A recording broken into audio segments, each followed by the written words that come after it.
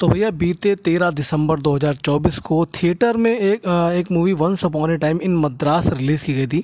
अब वंस upon A time in मद्रास तमिल भाषा की एक थ्रिलर मूवी है, जिसे 13 दिसंबर को रिलीज़ किया गया था और अब उसे अल्ट्रा प्ले ने हिंदी डब्ड में रिलीज़ किया कर दिया है। तो थोड़ा सा हिंट स्टोरी का बता दूं जो है, फिर बताता हूँ कि मूवी कैसी है। तो स्टोरी मद्रास के 4 अलग अलग लोगों की है। इन सभी की अपनी अपनी प्रॉब्लम्स हैं और मतलब और घोर प्रॉब्लम्स हैं, मतलब ज़्यादा कठिन समस्याएं हैं। जैसे कि जो है चारों की स्टोरी में आपको थोड़ा थोड़ा बता दूं, हिंट दे दूं कि जैसे कि पहली कहानी है जो है सावित्री की है। सावित्री सफाई कर्मी है, उसकी बेटी ट्रांसजेंडर है। अब सावित्री उसको डॉक्टर बनाना चाहती है, इसी के चलते उसने एक लोकल गुंडे से 80,000 रुपये उधार लिए हैं।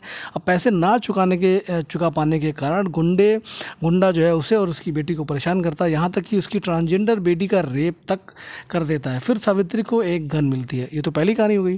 दूसरी कहानी हो गई भैया राजा की है। उसकी बीवी की दोनों किडनियाँ खराब हो चुकी हैं, उसको 15 लाख रुपए चाहिए जो है ऑपरेशन के लिए।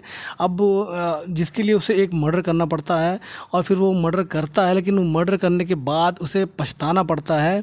तो उसके पास भी गन आती है, पता नहीं कैसे आती, मतलब कैसे आती है इसको आपको देखना पड़ेगा। फिर तीसरी कहानी आती है एक नई शादीशुदा लड़की की है।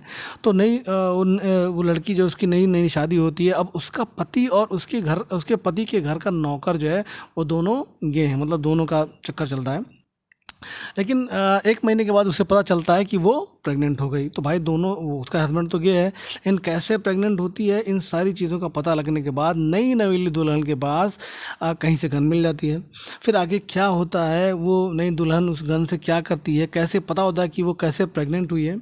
तो एक कहानी, ये तीसरी कहानी हो गई। और लास्ट कहानी हो गई जो है, चौथी कहानी अनीता है, एक लड़की। उसके पिता है जिन्हें अपने कास्ट पर बड़ा प्राउड है, मतलब वो सारी चीज़ें, मतलब कोई भी चीज़ करते हैं तो अपने समाज को काफ़ी ऊपर रखते हैं। तो अपनी बेटी की शादी वो अपने ही कास्ट में करना चाहते हैं, लेकिन उसकी लड़की जो है किसी और से प्यार करती है, जिसका पता लगने पर वो काफ़ी गुस्सा होते हैं और कोर्ट मैरिज वाले दिन अपनी कार से रजिस्ट्रार ऑफिस पहुंचते हैं और वहाँ पता नहीं कैसे वहाँ भी उन्हें एक गन, अपनी कार में ही गन मिलती है। आगे क्या होता है इसके लिए मूवी देखना पड़ेगा। यानी चारों लोगों की स्टोरी में ये गन कॉमन है। अब ये गन कहाँ से आती है तो इसको मूवी देखने के बाद ही पता चलेगा। तो इस गन की भी एक स्टोरी है। गन की स्टोरी ऐसा है कि ये गन एक रिटायर्ड सेना अधिकारी की है। तो एक छोटा सा बच्चा उनके घर के पास लगे आम के पेड़ से आम तोड़ता है, तो उसी वक्त वो सेना का अधिकारी उस छोटे से बच्चे को गोली मार देता है अपनी गन से। तो अब वो ना पकड़ा जाए, इसी की वजह से उसने अपने गन को पानी में अपनी गन को फेंक देता है, लेकिन गन जो है सेफली किसी को मिल जाती है। अब किसको मिलती है, कैसे ये गन इन चारों से कनेक्ट करती है, इस गन से और कितने मर्डर होते हैं, इन सब के लिए ये मूवी देखनी पड़ेगी।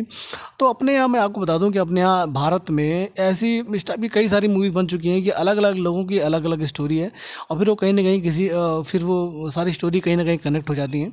तो once upon A time in Madras भी एक ऐसी ही मूवी है, कुछ अलग नहीं है, बट उसकी एंडिंग कमाल की है। एंडिंग ही इसकी मूवी की एंडिंग ही थोड़ा सा अलग बनाती है। तो इस मूवी की चारों कहानियों को एक साथ दिखाया गया है। जब ये मतलब जो सारी कहानी जब दिखाई जाएंगे, थोड़ा सा कहीं थोड़ी सी वीक लगेगी स्टोरी जब सारी मूवी एक साथ दिखाई जाएगी। अदरवाइज़ जो है बहुत अच्छी तो नहीं बोलूँगा, लेकिन हाँ ठीक ठाक मूवी है। IMDb ने इसे 6/10 की रेटिंग दी है।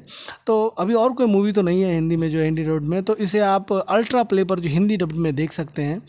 तो लास्ट में यही बोलूँगा भैया कि आई एम फ्रॉम अयोध्या, तो सभी को राम राम। और लास्ट में जो है लाइक सब्सक्राइब और नंबर भूलिएगा। ठीक ठाक मूवी है, इसे आप अल्ट्रा प्ले पर आप देख सकते हैं।